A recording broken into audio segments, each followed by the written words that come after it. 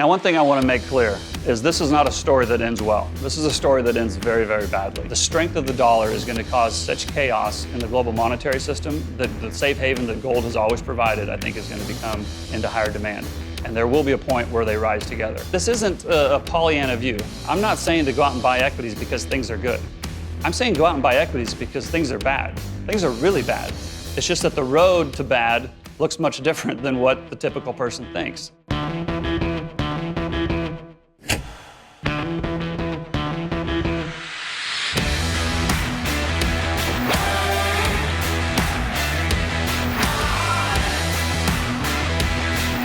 I'm really happy to be able to come on to Real Vision today because I haven't been this excited about markets in a very long time. Not because I think everything is going to be easy and things are fine, but really because I think everything's bad and it's going to be very hard. But I think that's also going to present a lot of amazing opportunities for those who can kind of see through the fog of what the markets are going to do over the next year to 2 years. Now, I'm sure over the next 30 or 40 minutes, there's going to be a few of you out there who agree with what I say, but I know for a fact that there's going to be a lot of people who disagree or who maybe agree with part of what I say, but who are going to disagree with a lot of what I say. And there's also going to be some people out there who absolutely disagree with everything I say. And that's fine. What I'm asking you to do now is, at least for now, let's put aside challenging me and just actually listen to what I say and think about how I might be right. And if it turns out after you've actually thought about it and more than for a minute or two, and you still want to have a conversation to discuss it, I'm more than happy to do that. We've seen a nice bounce in the dollar after losing 10 to 12% on the dollar over the last 12 to 18 months. So I think it's a good time to discuss this. I really think the dollar move higher is really just getting started. Now, that doesn't mean that there's not going to be starts and stops. And in the short term, it's probably due for somewhat of a pause or even a short pullback. But one thing I want to get across to people is this move is only just getting started. The dollar, in my opinion, is going to go much, much higher over the next year to 2 years. And so as I get into what the actual dollar milkshake theory is, it really comes down to the fact that I think the whole world is really one trade right now, and it's the trade on the dollar. Everything wraps around the dollar. And I'm going to talk about gold after a while, but I think even gold, all roads go through the dollar. So even though I'm very bullish gold long term, that road also goes through the dollar.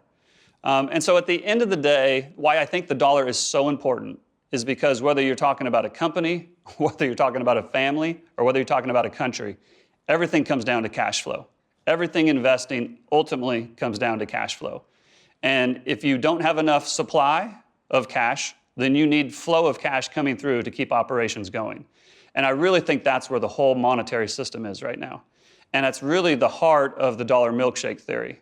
And so I'm going to get into that as we go further into the conversation. Now, one thing I want to make clear is this is not a story that ends well. This is a story that ends very, very badly. But I think the road to badly is much different than a lot of my peers think it is. To get really into the theory, we all know that the central banks of the world injected 20 trillion of new money into the global economy over the last 10 years. And I kind of title this is the milkshake that all the different countries created.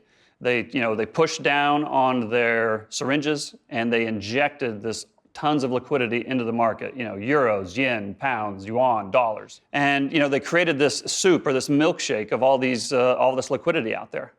But now, while the rest of the world is still pushing down on their syringes, the United States has, we've got this monetary policy divergence where we're not using a syringe anymore. We're no longer injecting liquidity. In fact, we've swapped out our syringe for a straw. And so as we lift up on our interest rates, that sucks that liquidity to the U.S. domestic markets. It sucks that liquidity up into our domestic markets, and I think it's going to push asset prices higher. In other words, we're going to drink the milkshake that the rest of the world is still mixing. So the implications of this milkshake theory are several, and I'm going to try to walk through them kind of step by step, but they really kind of all happen at the same time, and they all kind of go on at the same time. So while I'm going to try to walk through this linearly, I don't want you to think of it as necessarily a progression. One might happen before the other, they might happen at the same time, but it's really this soup, it's this milkshake that we're dealing with. So there's three main implications of the theory. And the first part of the theory is that the US dollar is going to strengthen. And when I say the US dollar is going to strengthen, I don't mean that it's going to strengthen a little bit. I mean it's going to strengthen a lot. And I hesitate to use the word supernova, but it has the opportunity to really break out to incredible highs.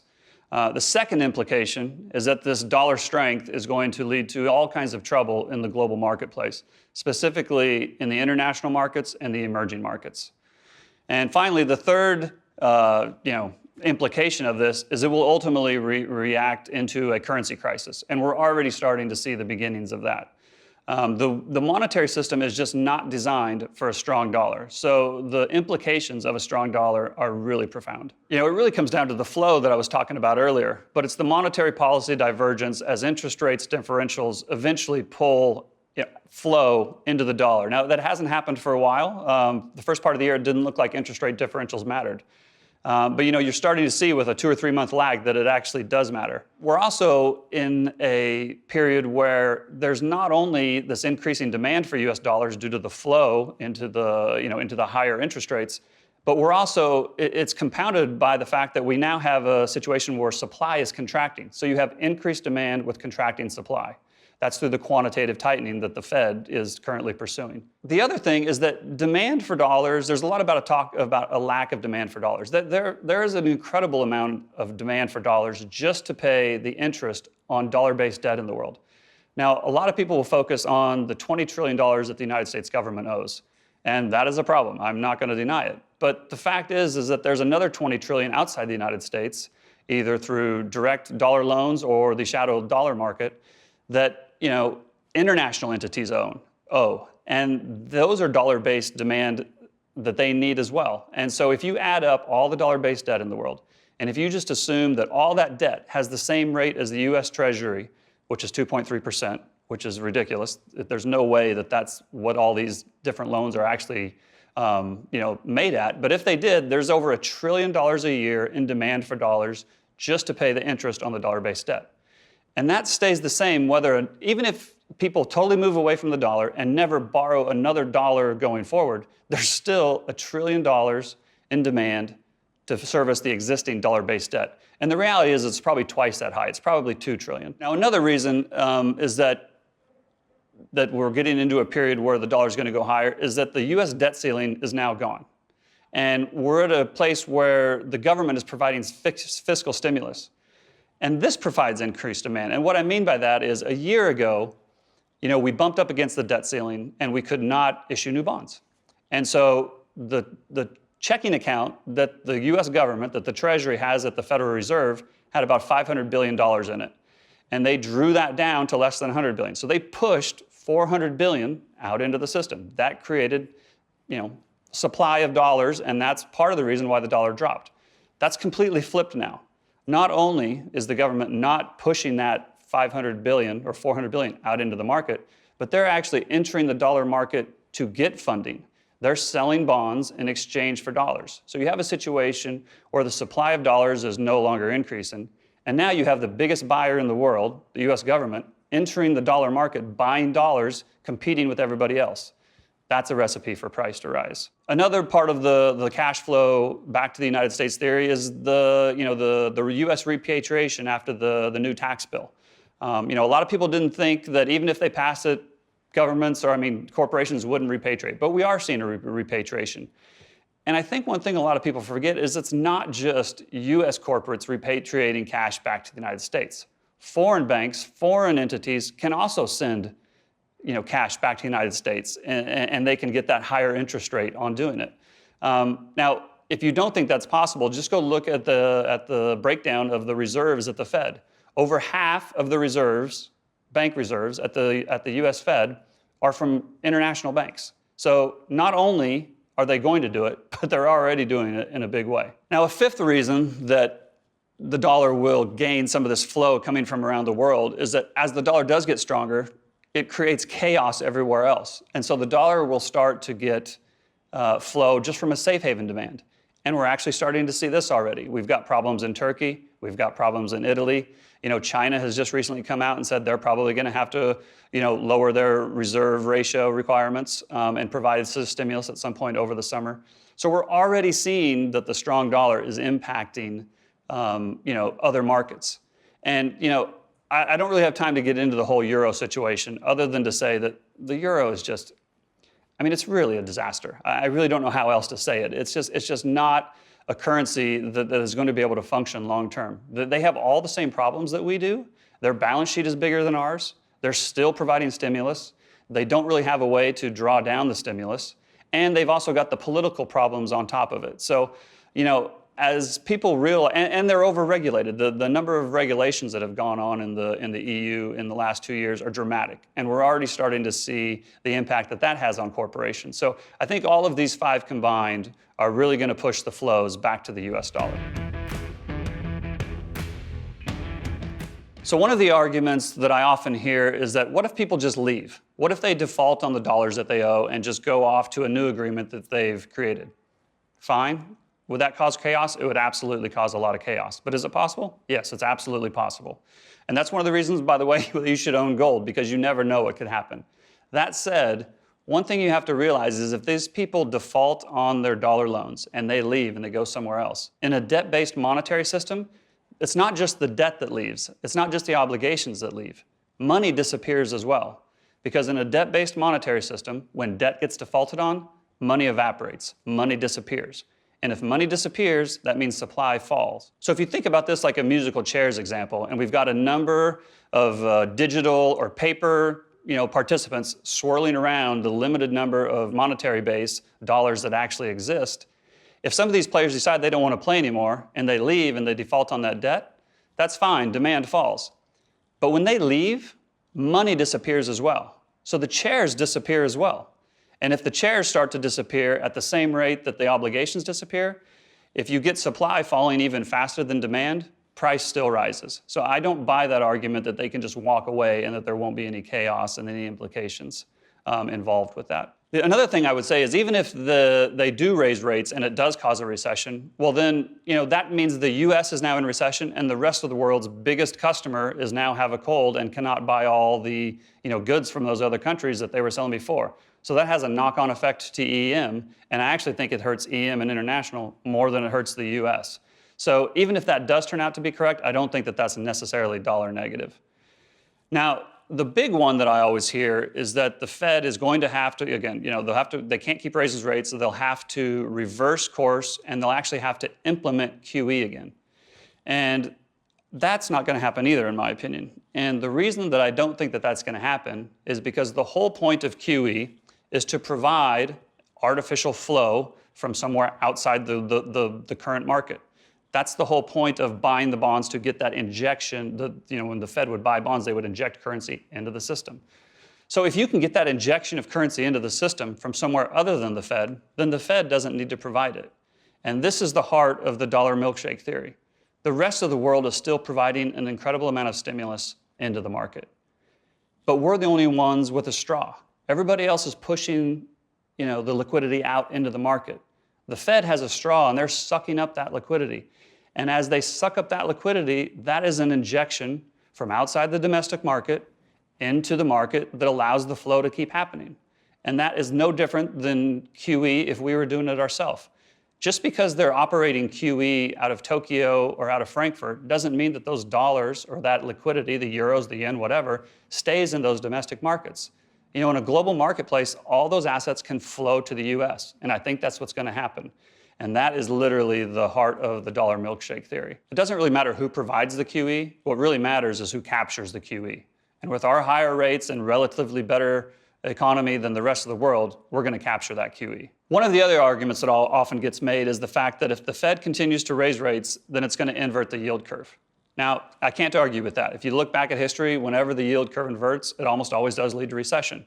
But what many forget to put forth when they put forth this argument is that the length of time from when it inverts until when it goes into recession is typically 18 to 24 months, and that goes back on several occasions as well.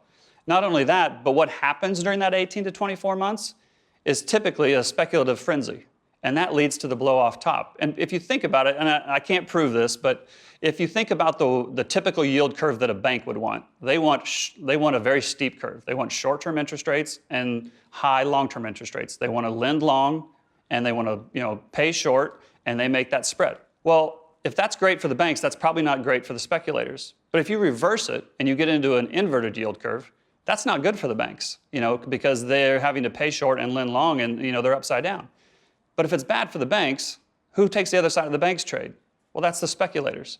And if the speculators can borrow long and invest short and make that spread and lever it up, that's like Disneyland for them. And that leads to the speculative mania, And that's what leads to the crazy excesses, and that's what leads to the blow-off tops that nobody thinks can happen. And that's why I don't think that an inverted yield curve, I don't think it's negative for the dollar, and in the short term, I don't think it's negative for the markets. Okay, so where does all this lead? What does this dollar milkshake mean to us in the United States? Well, I think what it means is that we haven't seen the blow-off top yet. I still think it's coming. I think equities are going a lot higher. And again, this isn't a Pollyanna view. I'm not saying to go out and buy equities because things are good. I'm saying go out and buy equities because things are bad. Things are really bad. It's just that the road to bad looks much different than what the typical person thinks. And I think that as we get into this inverted yield curve, as we get into problems, around the world, as we have currency crisis, the United States is going to be seen as a safe haven. And all roads go through the dollar. And when that money flows into the dollar, it eventually goes into U.S. assets. And I think it's going to push equities to all-time highs. I also think that it's going to have a big impact on bonds. Now, I'm of the opinion that interest rates are headed higher. I don't necessarily think that bonds are going to crash, but I think they are going to break. And I think that that is going to have a big impact on assets as well. Now, there's no doubt that there's going to be some moments of pure panic and terror along the way. I'm not sitting here saying that, bonds are going to fall, equities are going to go up, and it's all going to be smooth. I don't think that at all. I think it's going to be really frightening at points. But I think rates are headed higher. And when you think back the fact that there's been a 40-year bull market in bonds, that means somebody could have invested their whole life for 40 years and been a fixed income investor and made money quarter after quarter, year after year, decade after decade. They have never really lost money on bonds as long as they were buy and hold. Now, sure, along the way, maybe they did some trading of bonds where they lost money, but essentially nobody's lost money in bonds in 40 years. Well, now we have interest rates heading higher. We seem to have broke out of the chart of truth. Will we retest? Sure. Will there be some moments where bonds rally? Sure. But I think interest rates are headed higher. And when people actually start losing money in bonds, I think that's going to be a real wake-up call. Not just for finance, but from an emotional perspective. If you have made money on something for 40 years in a row, and then all of a sudden you wake up and you've lost money, it's kind of like the turkey at Thanksgiving. They have 364 great days, but that 365th day is kind of a nightmare. I think that can happen in bonds. And as funds flow out of bonds, I think a lot of that's going to flow into equities. And so all of this, again, I've kind of walked through this linearly, but this is really all going on at the same time. And as we've got a period where interest rates are headed higher, I think around the world, as bonds start to break, not crash, but as they break and funds start to flow out of it, as dollars flow, as funds flow into the dollar and push asset prices up, I really think we get into this benign circle. George Soros talked about it in his book, The Alchemy of Finance. You get into a place where dollar strength begets more dollar strength, because as the dollar strengthens, it causes all kinds of problem for EM. And as EM gets into problems, people seek out safe haven back into the dollar. Now, gold will obviously, I think, be a beneficiary of this. But I don't think people around the world are going to sell everything they own and put all their money into gold. In fact, we don't need them to put everything into gold. They just put a little bit into gold, and gold does really well. But I think the dollar is going to be the big beneficiary. And I think, again, as I've said many times, all roads go through the dollar. So, of course, as always, I have a lot to say about gold. I think the first thing I want to get across is that my thesis on gold has not changed. Everybody should own gold. It should be part of everybody's portfolio. And, I've said for a long time that gold's going to go to at least $5,000. That hasn't changed. Gold's going to go to $5,000. And the reality is it's probably going to go a lot higher than that. But so, for anybody that's trying to put me, peg me down as far as time and price, I'll say $5,000. Now, I don't know if I'm going to necessarily tell you exactly when, but I still think gold goes to at least $5,000. The only question is when. But part of the other thing is that part of the reason that gold will go that high is because it will be at least part of the solution when this, horrible system that the central banks have created, eventually comes down. This dollar milkshake theory is not one in which the dollar, remains the world reserve currency. I think we're going to get to a place where the dollar gets so strong they're going to have to come to some new kind of Plaza Accord or some kind of a system where they dramatically reduce the dollar. But it's not going to be where we reduce the dollar and people are mad at us. I think the world's going to beg us to reduce the value of the dollar because, the strong dollar, quite honestly, it just breaks the entire monetary system. It breaks international markets. It breaks, emerging markets, and it actually is long-term not great for the US market as either. But it doesn't mean it's going to happen right now. So I think over the next couple of years, the dollar goes much, much stronger. I think initially that breakout is going to surprise a lot of people. I think it's going to create a lot of chaos, and it will ultimately be that chaos that makes gold go a lot higher. I tell people all the time that, a lot of the typical gold theory is that the dollar gets inflated away and gold goes through the roof. And, there is that view. But there is nothing that is more long-term bullish for gold than a strong dollar. Before we get into that, let's talk about a little bit why gold, quote unquote, hasn't worked for the last several years. Well, the reality is I think gold has worked for the last several years. Many of us in the gold world got it wrong as far as timing when it would work in US dollar terms. But if you're not a US dollar investor, and you lived in Cyprus or Russia or Argentina or Venezuela, gold worked just fine. Gold did what it has always done for 5,000 years. It's provided a safe haven when things got bad. And the reality is that things did not get worse here in the United States over the last 5 or 6 years. And as a result, gold has not performed as it has in those other currency terms. But it doesn't mean that gold isn't working. I think a lot of the pain and a lot of the frustration with those in the gold world that are feeling the frustration from gold not having done anything are those who bought gold as a speculation, not as insurance. Or it's those who told themselves they bought it as insurance, but really bought it as a speculation or a get-rich-quick scheme. If you bought gold as a hedge against the rest of your portfolio and the rest of the world blowing up or all the spinning plates that the central bankers have going crashing, then gold is still working, because the reality is the plates have not crashed yet. They will. There's no doubt that they will, but they haven't yet. And so, gold hasn't needed to do anything. But, gold's been around for 5,000 years. It's always been, at least from a market perspective, a currency and the last currency of resort. And that's not going to change over the next 5,000 years either. So if you're a gold investor and you have it in your portfolio and you didn't put all your money in gold, you're probably just fine. So now there's also many people in the gold world who will say that the only reason gold hasn't worked for the last 5 years is manipulation, that the decades-long gold manipulation scheme between the central banks, the governments, and the commercial banks have, worked together to keep the price of gold low. Now, even if you take that view, the fact is you were still wrong. Because this is not a new theory. This manipulation theory has been out there for decades. Anybody who's spent more than 5 minutes in the gold world knows about this theory. So if you bought gold 5 or 6 years ago, 4 years ago, whatever it is, and you were wanting it to pay off much quicker, and it didn't because you think it's been manipulated over that time period, well, the only reason you would have bought it 4 or 5 years ago is not because it wasn't manipulated. You knew it was manipulated. The only reason you bought it then was because you thought that the manipulation was going to fail. And the reality is the manipulation hasn't failed. If you subscribe to the view that gold has been manipulated lower, then the manipulation is still working, right? And so I think it would help a lot of people in the gold world if we would just admit that we've been wrong for the last 5 years. I didn't think that the monetary authorities could keep the plates spinning for another 5 or 6 years. I thought it would come down much sooner than that. I was wrong. The plates are still spinning, but it doesn't mean that gold has failed. It just means we got timing wrong. And I think the fact that if you say the words "I was wrong," it's very freeing. It actually takes a lot of pressure off you, and you can actually then move on to the next step and say, well, why was I wrong? Why did the gold not go up? Why are the plates still spinning? And I think that will help prepare you for the next 5 or 6 years. So now let's talk a little bit about the dollar milkshake theory and how it applies to gold.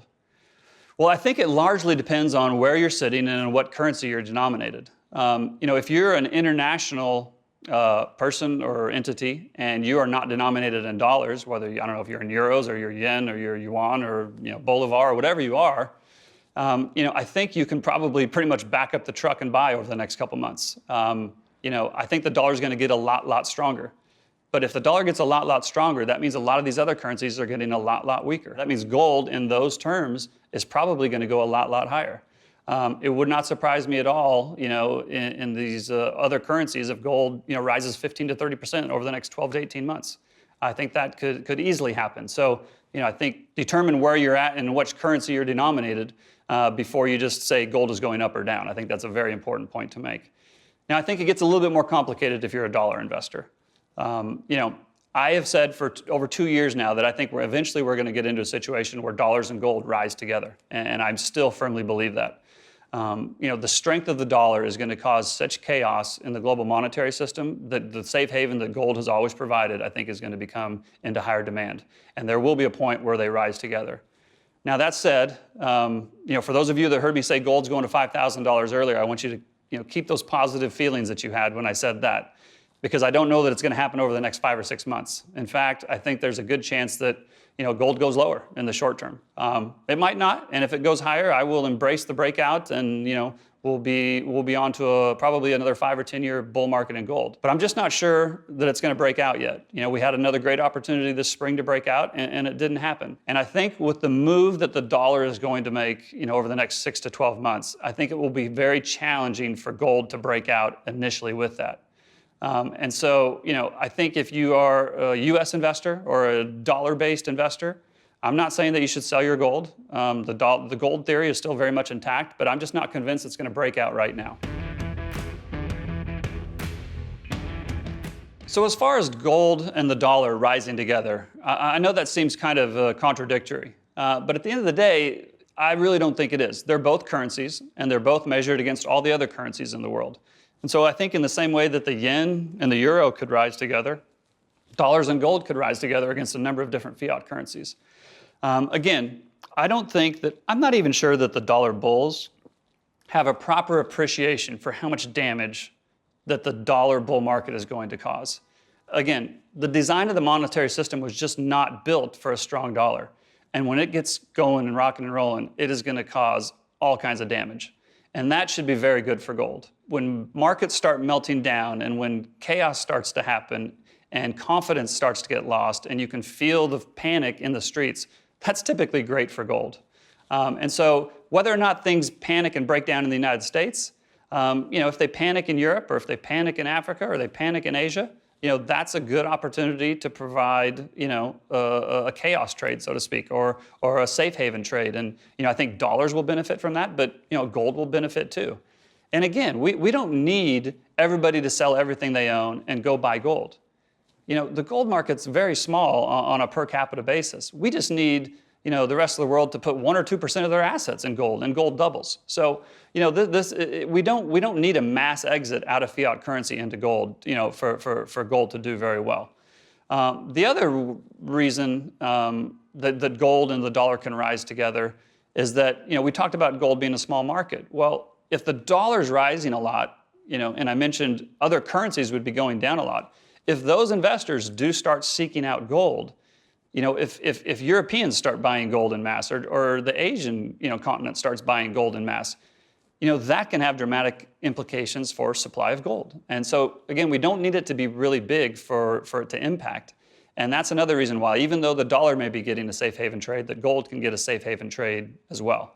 And once we get to a place where the dollar and gold is rising together, then it's just really rock and roll time. That's just where the gold really starts to go up.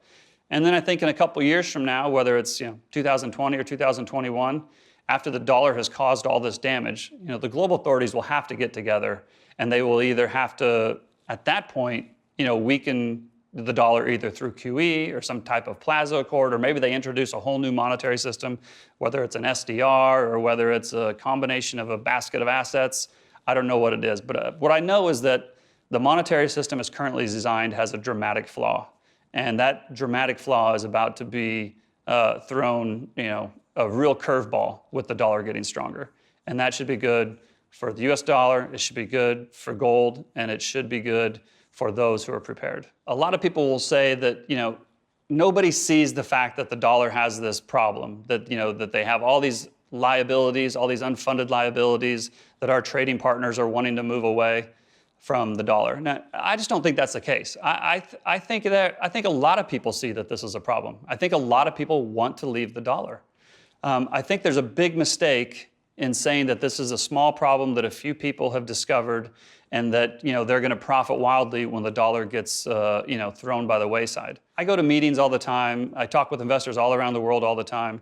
I can't remember a meeting in the last couple of years where it either wasn't brought up already or that I didn't bring it up about the dollar and its status in the world, that everybody around the table wasn't familiar with the issue. Never once has anybody said, well, what are you talking about, leaving the dollar? Everybody starts nodding their head and everybody starts, putting their 2 cents in. I think a lot of people have thought about this. I don't think this is some small issue. I don't think anybody's come up with a real answer, but I don't think it's an issue that nobody knows about and nobody discusses. Now, even though I don't think gold has got it wrong over the last 5 or 6 years, and while I don't think gold has stopped working per se, I think gold is doing exactly what it has always done. I think, as I alluded to earlier, I think we're the ones that got it wrong. Now, why did we get it wrong? Well, I think part of it is that a lot of us, me included, thought that quantitative easing was going to be dramatically inflationary. I didn't think that the world could inject 20 trillion into the global economy and not inflate, fixed assets, gold being one of them. But you know what? They did. We got that wrong. It was inflationary to asset prices. Real estate went higher, equities went higher, some commodities went higher, but some commodities went lower. In my opinion, all the low rates in the QE ended up being deflationary to some assets just as much as it was inflationary to other assets. And I think keeping rates at the zero bound is overall deflationary. And so the fact that 20 trillion pumped into the economy was going to create hyperinflation, it didn't happen. We got that wrong. And I think it's important, I really do think it's important that we admit that we got that wrong, because if you just say, buy gold all the time, and you never say that it could possibly go down, well, then we're no different than those who say buy equities all the time and never buy gold. I think, we got to be very careful that we don't fall into the same hypocritical arguments that traditional Wall Street does. I have a lot of friends in the gold world. I have a tremendous amount of respect for them. Most of them are my friends. If you're in the gold world and you're not my friend, I think it's probably because we didn't spend too much time together. But I do think that we can do ourselves a lot of good by kind of taking a step back and really trying to understand why gold didn't do well over the last 5 years, and just admit that we got the timing wrong. There's nothing wrong with that, because just because we got the last 5 years wrong, it doesn't mean that we're going to get the next 5 years wrong. I mean, in fact, I'm pretty sure we're going to get the next 5 years right. But I think in order to, for credibility's sake, or, to be able to take a step back and be objective and try to really understand why gold didn't break out in dollar terms over the last 5 years, I think it's important to just acknowledge that, we missed something along the way. Now, somewhere else where I think you can see it is in equities. Now, at the beginning of the year, I said I thought that equities were going to go higher. I thought they might very well have a 5 or 10% correction before that happened. I said I thought it would be nice if we had it. It would be helpful. Well, we got it, so kind of be careful what you wish for. But, if you look at equities, both the S&P and the NASDAQ are both in a wedge pattern. And I think they're kind of near the bottom of that wedge pattern. I'm not saying it's going to be a straight line and it's going to be easy, but I think we're going to move higher to the top of that wedge pattern. I think we're going to break out of that wedge pattern. I think equities are going higher. I think the Fed's going to continue to raise rates. And I think this dollar milkshake theory is really going to get going. So again, I'm really excited about where markets are headed. Not because I think things are going to be easy. I actually think they're going to be hard. I think they're going to be scary, but I think they're going to be fun, to be honest. I think they're going to present a lot of great opportunities. And I think if you have a plan for how to get through it, I think the opportunities are actually pretty incredible. I think one thing to remember is never be closed off to any ideas. I always consider everybody's arguments that they send back against me. I'm happy to think about them. It doesn't mean that I'm giving up on my own opinions, but I think one of the most important things to do over the next couple of years is keep an open mind. I think we're going to see things happen that many people just don't think can happen. And I think that for those who kind of stay nimble and have a plan, there's going to be an opportunity to make some good profits in the years ahead.